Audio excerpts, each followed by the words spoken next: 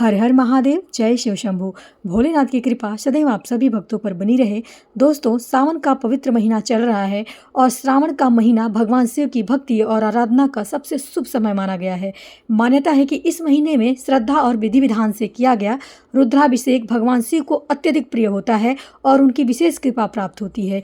तो आज के इस वीडियो में मैं आपको बताने वाली हूँ शास्त्र सम्मत चरणबद्ध तरीके से घर पर रुद्राभिषेक कैसे करें और रुद्राभिषेक करने के लिए कौन कौन सी सामग्री चाहिए होती है और रुद्राभिषेक करने के लिए संकल्प कैसे लिया जाता है, ताकि आप बिना किसी भ्रम के श्रद्धा पूर्वक घर पर रुद्राभिषेक कर सकें। तो आइए भोलेनाथ का स्मरण करते हुए वीडियो को शुरू करते हैं। हर हर महादेव। आइए सबसे पहले रुद्राभिषेक की पूजा सामग्री देख लेते हैं। तो पूजा करने के लिए एक तांबे का लोटा चाहिए होगा। उसमें थोड़ा सा पहले गंगा जल डालेंगे, फिर शुद्ध जल डाल करके लोटे को जल से भर देंगे। यह पूरा जल ही अब गंगा जल बन गया है। गाय का कच्चा दूध लेंगे। यदि आप चाहें तो इसी में दही, शहद, शक्कर और घी मिला करके पंचामृत बना सकते हैं, या सारी सामग्रियों का हम अलग अलग अभिषेक कर सकते हैं, क्योंकि हम जब अलग से अभिषेक करते हैं तो उसका अलग महत्व होता है। अभिषेक करने के लिए यदि आपको गन्ने का रस मिल जाता है तो आप जरूर रखिए। इससे कर्ज संबंधी या धन संबंधी सारी समस्याएं समाप्त होने लगती हैं। अब दही लेंगे, शहद लेंगे और घी लेंगे। घी आप गाय का ही शुद्ध देसी घी मिल जाए तो बहुत ही उत्तम है। और थोड़े से हम मिश्री या शक्कर लेंगे। और ये हमने खड़े चावल लिए हैं। चावल बिल्कुल भी टूटे हुए नहीं होने चाहिए। और यह ध्यान रखिए कि चावल कम से कम 101 की संख्या में या एक मुट्ठी चावल जरूर हो। और चीनी के जगह पे मैंने यहाँ मिश्री लिया है, किशमिश लिया है। कपूर ले लेंगे। कपूर से शिव जी की आरती करने पे वह शीघ्र ही प्रसन्न हो जाते हैं। कलावा रखेंगे यानी कि मौली, और जनेऊ रखेंगे एक। जनेऊ में थोड़ा सा हल्दी लगा लीजिए। और भोग में हो सके तो सफ़ेद रंग की ही भोग रखिए, जैसे ड्राई फ्रूट्स हो गया, कोई मिठाई होगी। गाय के घी का दीपक, चंदन, अष्टगंध चंदन, कोई भी मौसमी फल। और देखिए वस्त्र के स्थान पे मैंने यहाँ पे कलावा लिया है। आप चाहें तो धोती या सफ़ेद रंग का गमछा ले सकते हैं भगवान शिव के लिए। अब बेलपत्र लेंगे जो शिव जी को अत्यधिक प्रिय है। बेलपत्र आप 3, 5, 11, 21 के संख्या में ले सकते हैं। और पीले फूल, लाल फूल, सफ़ेद फूल, समी पत्र और काले तिल। यदि आपको मिले तो धतूरे का फूल, धतूरे का फल और आँख की माला जरूर भगवान शिव को अर्पित करें, क्योंकि यह अत्यधिक उनको प्रिय है। दोस्तों, घर पर रुद्राभिषेक करने के लिए सबसे पहले हमको एक शिवलिंग लेना होगा।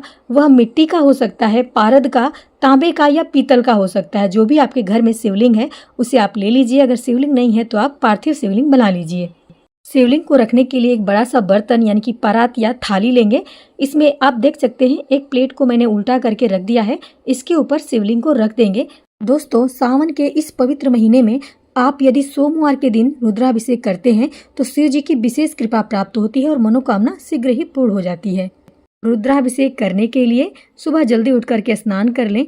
स्वच्छ सफ़ेद या पीले रंग के वस्त्र धारण करें और जिस स्थान पे आपको शिव जी का अभिषेक करना है उस स्थान को अच्छे से साफ सुथरा कर लें।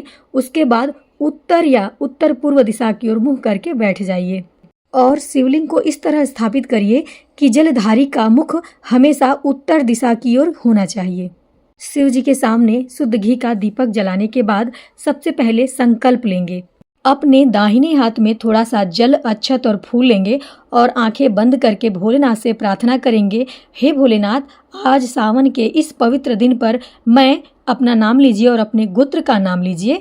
अपने और अपने परिवार के सुख समृद्धि के लिए यह रुद्राभिषेक कर रही हूँ या कर रहा हूँ, कृपया इसे स्वीकार करें। और इसके बाद जल को जमीन पर छोड़ देंगे। इसे कहते हैं संकल्प लेना। संकल्प लेने के बाद अब अभिषेक करेंगे। सबसे पहले शिव जी को शुद्ध जल या गंगा जल से स्नान कराएंगे और अभिषेक करते समय पूरे समय आप ओम नमः शिवाय, ओम नमः शिवाय, ओम नमः शिवाय का जाप करते रहिए या महामृत्युंजय मंत्र का जाप करते रहिए। दोस्तों, जब हम शिव जी का अभिषेक गंगा जल से करते हैं तो हमारे अंदर चल रहे उथल पुथल तनाव शांत होता है और अकाल मृत्यु का भय भी समाप्त होने लगता है। अब हम गाय के कच्चे दूध से शिव जी का अभिषेक करेंगे। घर में कोई बीमार है या बहुत ज़्यादा डिप्रेशन में है, टेंशन में है, तो गाय के कच्चे दूध से शिव जी को अभिषेक करने से रोगों का नाश होता है और मानसिक शांति मिलती है। और यह ध्यान दें कि गाय के दूध को कभी भी तांबे के लोटे में डाल करके अभिषेक ना करें। हमेशा स्टील का बर्तन या पीतल का बर्तन ही यूज करें और निरंतर ओम नमः शिवाय, ओम नमः शिवाय का जाप करते रहें। अब हम शिव जी का अभिषेक दही से करेंगे। दही से अभिषेक करने से शुक्र ग्रह मजबूत होता है और घर, गाड़ी और मकान का योग बनता है। और यदि आपके नौकरी में उतार चढ़ाव आ रहा है, बार बार नौकरी छूट रही है, तो आप दही से शिव जी का अभिषेक जरूर करें। अपने हल्के हाथों से शिवलिंग और जलधारी पर इस तरीके से दही का लेपन करें। ऐसा करने से शिव परिवार की विशेष कृपा मिलती है और माता पार्वती बहुत ही प्रसन्न होती हैं। और यह ध्यान रखिए कि यदि आप किसी विशेष मनोकामना के लिए किसी विशेष चीज़ से अभिषेक कर रहे हैं, तो वह मनोकामना जो है आपकी भगवान से उस समय ज़रूर बोलें। अपने मन में यह बात ध्यान रखें और निरंतर प्रभु का ओम नमः शिवाय का जाप करते रहें। अब हम शहद से अभिषेक करेंगे। शहद से अभिषेक करने से जीवन में आ रही समस्त बाधाएं और परेशानियां मोम की तरह जीवन से पिघल जाते हैं। इसलिए शहद से शिव जी का अभिषेक करें। शहद के बाद गाय का शुद्ध देसी घी लेंगे, उससे शिव जी का अभिषेक करेंगे। शिव जी का अभिषेक घी से करने से वंश वृद्धि होती है। यदि जीवन में संतान सुख चाहिए, वंश आगे नहीं बढ़ रहा है, तो आप ओम नमः शिवाय मंत्र का निरंतर जाप करते हुए घी से शिव जी का अभिषेक करें। इसके बाद चीनी या मिश्री से शिव जी का अभिषेक करेंगे। यदि आपके घर में किसी बच्चे का पढ़ाई में मन नहीं लगता है, पढ़ने में कमज़ोर है, तो शक्कर के घोल से शिव जी का उस बच्चे से अभिषेक कराइए। अब हम गन्ने के रस से शिव जी का अभिषेक करेंगे। यदि आपके जीवन में कर्ज बहुत बढ़ गया है, पैसों की तंगी चल रही है, बिजनेस ठप पड़ गया है या नौकरी छूट गई है, तो आप गन्ने के रस से शिव जी का प्रेम पूर्वक, श्रद्धा पूर्वक अभिषेक करें। ऐसा करने से माता लक्ष्मी शीघ्र ही प्रसन्न होती हैं और धन के सारे रास्ते खुल जाते हैं। ओम नमः शिवाय, ओम नमः शिवाय, ओम नमः शिवाय, ओम नमः शिवाय, ओम नमः शिवाय। सभी चीज़ों से अभिषेक कराने के बाद लास्ट में शुद्ध जल या गंगा जल से शिव जी का अभिषेक करेंगे। अच्छे से शिव जी को साफ कर देंगे, क्योंकि अभिषेक करने के बाद भगवान को चिपचिपा नहीं छोड़ना चाहिए। अब एक सूखा साफ कपड़ा लेंगे और इस कपड़े से हल्के हाथों से शिवलिंग को इस तरीके से पोंछ देंगे, ताकि जो भी इस पे चिपचिपाहट है, घी की चिकनाहट है, वह समाप्त हो जाए। जलधारी को भी अच्छे से साफ कर देंगे।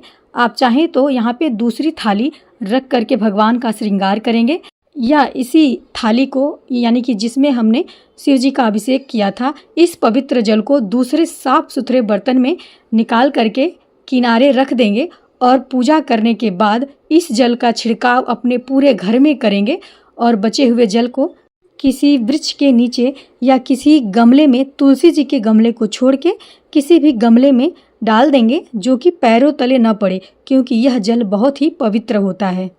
थाली को साफ करके भगवान शिव को विराजमान करेंगे। अब शिव जी का श्रृंगार करेंगे। तो सबसे पहले शिव जी को चंदन चढ़ाएंगे।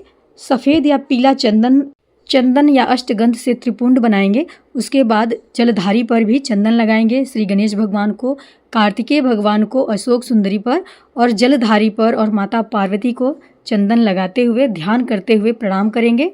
इसके बाद शिवलिंग पर अक्षत चढ़ाएंगे। यह ध्यान रखें कि जो भी अक्षत यानी चावल आप चढ़ा रहे हैं, टूटे हुए नहीं होने चाहिए, एकदम खड़े खड़े चावल होने चाहिए। उसके बाद हम काला तिल चढ़ाएंगे। शिवलिंग पर काला तिल चढ़ाने से शनि दोष यानी शनि का जो प्रभाव जीवन पे चल रहा है वह समाप्त होने लगता है और रुके हुए कार्य पूरे होने लगते हैं। इसके बाद शिवलिंग पर हम कलावा यानी कि मौली चढ़ाएंगे। वस्त्र के स्थान पर भगवान को मौली अर्पित किया जाता है। मौली अर्पित करने के बाद शिव जी को जनेऊ पहनाएंगे। तो जनेऊ को कभी भी ऐसे ही नहीं पहनाना चाहिए, थोड़ा सा उसमें पहले ही हल्दी लगा के रख ले, फिर भगवान को जनेऊ अर्पित करें। इसके बाद फूल चढ़ाएंगे। फूल में आप यदि सफ़ेद फूल मिल जाता है, आँख का फूल हो गया या मंदार का फूल हो गया, तो वह भगवान को विशेष पसंद है। सफ़ेद कमल मिल जाए तो वह भी चढ़ाइए, वह भी शिव जी को बहुत पसंद है। अब शिव जी को बेलपत्र चढ़ाएंगे। तो बेलपत्र का जो चिकना वाला भाग है उस पर चंदन लगा करके या जय श्री राम या ओम लिख करके भगवान शिव को अर्पित करेंगे। 3, 11, 21 या 51 या 108 पत्र भी आप अपनी मनोकामना के हिसाब से चढ़ा सकते हैं, या कम से कम 3 बेलपत्र जरूर अर्पित करें। बेलपत्र के बाद समी पत्र चढ़ाएंगे, धतूरा चढ़ाएंगे। धतूरे का फल फूल जो भी मिल जाता है वह अवश्य चढ़ाइए। के बाद शिवलिंग पे थोड़ा सा मीठा चढ़ाएंगे। तो मैंने मीठे में यहाँ पे मिश्री और मखाना चढ़ाया है। और जो भोग आपको परिवार में और खुद ग्रहण करना है, तो कटोरी में इस तरीके से आप किशमिश या ड्राई फ्रूट्स या जो भी मिठाई आप मिल जाए वह इस तरीके से रख दीजिए। जो हम मिठाई या फल फूल अलग से चढ़ाते हैं वह हम अपने परिवार में और खुद भी ग्रहण कर सकते हैं, लेकिन जो चीज़ हम शिवलिंग पे चढ़ाते हैं उसको बस बच्चों में ही बांटना चाहिए, वह खुद आप ग्रहण नहीं कर सकते हैं। और भगवान के लिए थोड़ा सा जल भी रख देंगे और जो भी आपको मौसमी फल मिल जाए वह आप चढ़ा दीजिए। आप अपने श्रद्धा और सामर्थ्य के अनुसार जो भी फल फूल मिठाई चढ़ाना चाहते हैं वह चढ़ाएंगे। उसके बाद धूप दीप दिखाएंगे। भोग इत्यादि लगाने के बाद भगवान शिव की आरती करेंगे। तो आरती करने के लिए आप कपूर जलाइए। कपूर से आरती करने से शिव जी जल्दी ही प्रसन्न हो जाते हैं और घर का वातावरण भी शुद्ध हो जाता है। उसके बाद भगवान शिव से प्रार्थना करें और क्षमा याचना करें कि पूजा में यदि कोई कमी रह गई हो, कोई अनजाने में गलती हो गई हो तो उसे क्षमा करें और पूजा स्वीकार करें। दोस्तों, यदि घर पर हम किसी पंडित को नहीं बुला सकते, ज़्यादा समय नहीं है कि हम शिवालय में जाकर के रुद्राभिषेक कराएं, तो इस तरीके से कम समय में और कम सामान के साथ घर पर हम रुद्राभिषेक आसानी से कर सकते हैं। हमारे शास्त्रों में ऐसा कहा गया है कि भोलेनाथ भाव के भूखे हैं। अगर आप पूरी श्रद्धा से घर पर खुद अपने हाथों से अभिषेक करते हैं तो उसका फल 1000 गुना ज़्यादा मिलता है।